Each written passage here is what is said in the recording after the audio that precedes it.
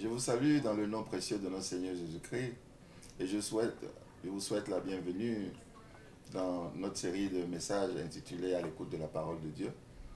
Nous parlons de cette déclaration de Jésus-Christ que nous trouvons dans les écrits de Jean. Et nous sommes aujourd'hui à la troisième déclaration qui dit ceci. Je lis: je suis la porte. Si quelqu'un entre par moi, il sera sauvé. Il entrera et il sortira. Il trouvera des pâturages. Mon frère, ma soeur, le Dieu qui nous a créés, le maître de l'univers, veut nous prouver ce qu'il est pour nous. Jésus est venu sur terre. Il veut nous dire ce pourquoi il est arrivé. Et il se compare à la porte. Mon frère, ma soeur, que veut dire porte? À quel moment avons-nous besoin d'une porte? Quand nous faisons un bâtiment, sans la porte, il n'y a pas d'accès. La porte est une entrée et une sortie. Elle nous permet d'entrer et de sortir d'un bâtiment, d'entrer et de sortir d'un enclos. Donc, la porte est cet élément essentiel qu'il faut pour chaque édifice. Et donc, pour notre vie a besoin d'une porte. Quelle porte?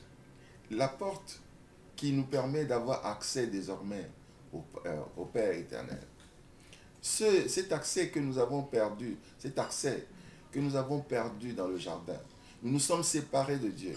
Maintenant, il nous faut entrer par une porte. Et Jésus vient nous dire qu'il est cette porte. La porte a plusieurs significations. Une porte représente la sécurité. Mon frère, ma soeur, quand vous êtes poursuivi par quelqu'un, vous avez hâte de rentrer chez vous, de fermer la porte et barrer la route à l'ennemi. La porte nous donne donc la sécurité. Mais la porte aussi nous donne l'intimité. Quand vous voulez vous concentrer, quand vous voulez rester entre vous, entre frères, entre sœurs, entre frères et sœurs, mari et femme, vous fermez la porte. Et ça vous donne l'intimité. Qu'est-ce que donne la porte encore? La porte donne, comme je viens de dire, l'intimité. Il donne la sécurité et l'intimité. Si Jésus dit, je suis la porte, c'est que Jésus veut nous donner non seulement l'accès, mais il veut nous donner aussi la sécurité et il veut nous donner aussi l'intimité. Jésus dit, je suis la porte. Celui qui entre par moi en sortira. Voyez, cette porte, voyez ma soeur, mon frère, ma soeur, il y a dans la vie des portes par lesquelles nous ne souhaitons jamais entrer. Il y a des portes que nous n'aimerons jamais même toucher du doigt. Les portes d'une prison, personne ne veut passer par cette porte. Les portes d'un ennemi, ça ne vous passera pas par la tête d'aller frapper à la porte d'un ennemi. Mais vous ouvrirez volontiers la porte de votre maison et vous frapperez volontiers à la porte d'un ami. Mais Jésus nous dit, je suis la porte. De quelle porte s'agit-il? Une porte qui donne accès et qui vous permet de sortir et d'entrer et sortir. Donc une porte qui ne vous enferme pas. Suivre Jésus n'est pas un enfermement. Suivre Jésus n'est pas une prison. Mais suivre Jésus, il y a la liberté. Jésus dit, vous pouvez rentrer par cette porte et vous pouvez en sortir. Donc ce n'est pas une porte de prison, une porte qui sera fermée hermétiquement à vous. Donc, mais la Bible dit aussi que cette porte est étroite. Je vais lire dans Matthieu 7, des versets 13 à 14. Il dit, entrez par la porte étroite, car large est la porte, spacieux est le chemin qui mène à la perdition. Et il y a beaucoup qui entrent par là. Mais étroite est la porte, resserrez le chemin qui mène à la vie. Et il y en a peu qui les trouvent. Alléluia. Jésus dit, je suis la porte. Mais cette porte est étroite. Mon frère, ma soeur, c'est une porte étroite, une porte réduite. Pourquoi? Parce que, vous savez, si vous gonflez la poitrine, vous avez la tête haute, vous vous élancez, vous ne pouvez pas passer par cette porte. Vous devez baisser la tête pour passer par cette porte. Jésus va vous humilier. Vous devez témoigner d'une certaine humilité. Baissez la tête avant de passer par cette porte. Mon frère, ma soeur, si vous êtes gonflé par l'orgueil, gonflé, vous ne pouvez pas passer par cette porte parce qu'elle est étroite. Vous devez laisser votre orgueil, votre vanité, vous réduire en petit. Vous humilier comme dit Jésus, laissez venir à moi les petits enfants. Nous devons être comme des petits enfants, petits, nous amenuiser pour pouvoir passer par cette porte. Alléluia. Donc, cette porte qui est étroite, qui nous donne donc des conditions d'humilité, de soumission totale. C'est-à-dire, la Bible nous dit aussi, de mort à soi. C'est-à-dire, nous devons mourir à nous-mêmes, laisser tomber tout ce qui nous fait notre orgueil de ce monde. Et la Bible dit que nous devons, dans Hébreux 13, versets 5 à 6, il dit, ne vous livrez pas à l'amour de l'argent. Contentez-vous de ce que vous avez, car Dieu lui-même a dit, je ne te délaisserai point et je ne t'abandonnerai point. C'est donc avec assurance que nous pouvons dire, le Seigneur est mon aide, je ne craindrai rien. Que peut me faire un homme? Alléluia.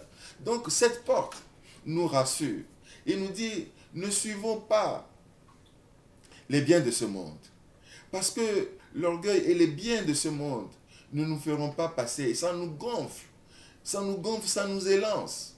Or, la porte est étroite et le chemin est petit. Mon frère, ma soeur, si tu es gonflé par l'orgueil, tu ne peux pas passer par cette porte. Réduis ton orgueil. Réduis tes besoins charnels. Réduis tes plaisirs de la chair pour que tu puisses passer par cette porte. Humilie-toi devant Dieu, devant ton Seigneur, pour pouvoir passer par cette porte. Alléluia. Mon frère, ma soeur, nous voulons dire aussi que nous devons avoir cette assurance que quand nous marchons, quand nous passons par cette porte, nous sommes toujours dans la liberté. Nous ne sommes pas emprisonnés. Et nous ne devons pas nous lamenter quand nous sommes confrontés à des problèmes. Parce que nous ne sommes pas comme les gens de ce monde. Nous sommes les fils de lumière.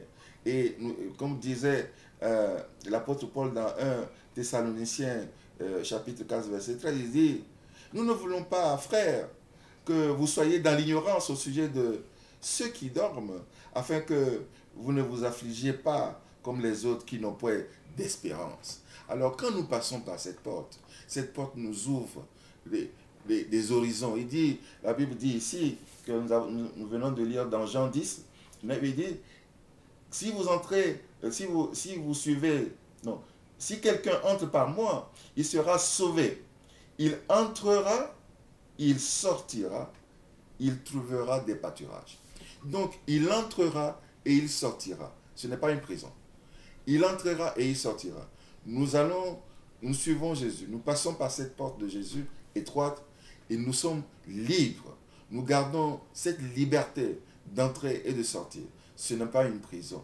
Mais nous allons trouver un vrai pâturage. Parce que là, devant, il y a la vie éternelle qui nous attend. Donc, mon frère, ma soeur, je voudrais que quand il y a des problèmes et que nous passons par la porte étroite, mon frère, ma soeur, ne nous plaignons pas.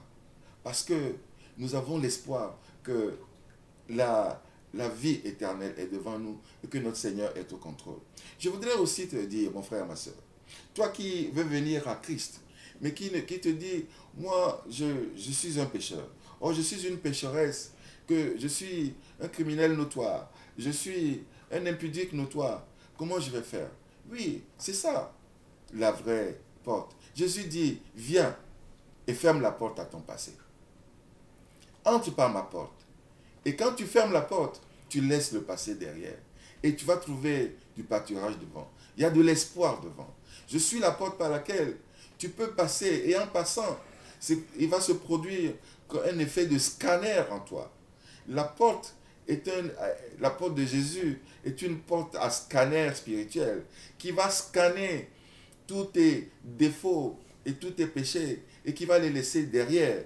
Quand tu franchis le pas de cette porte, tu es un autre homme, tu es une autre femme et tu vas trouver de l'espoir. Jésus n'a-t-il pas dit, venez à moi, vous qui êtes chargés. Et quand vous franchissez cette porte, vous laissez derrière votre fardeau et vous allez avoir le repos. Derrière la porte de Jésus, il y a l'espérance. Derrière la porte de Jésus, il y a la guérison. Derrière la porte de Jésus, il y a l'espoir, il y a la vie éternelle, il y a le renouveau, il y a la joie. Et tous les fruits de l'esprit vont suivre. Quand vous franchissez cette porte, vous tournez le dos au monde actuel. Vous tournez le dos à votre passé. Mon frère, ne regarde pas ton passé. Que tes péchés soient aussi rouges que le cramoisi. Que tes péchés soient si épais, que si lourds, que tu te dis, moi je ne peux pas. Je ne peux pas venir à Christ. C'est impossible. Il est possible. Parce que cette porte va scanner ta vie et te dépouiller de tous ces fardeaux et va te donner le repos. Il va te donner la vie éternelle. Mon frère, ma soeur, viens à Jésus. Traverse cette porte. Passe par cette porte. Baisse la tête. Humilie-toi. Diminue ton volume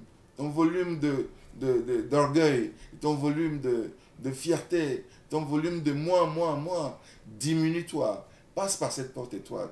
Parce qu'il y a le pâturage qui t'attend.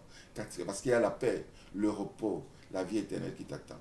Mon frère, ma soeur, que le Seigneur Dieu Tout-Puissant vous bénisse au nom du Père, du Fils et du Saint-Esprit. Amen.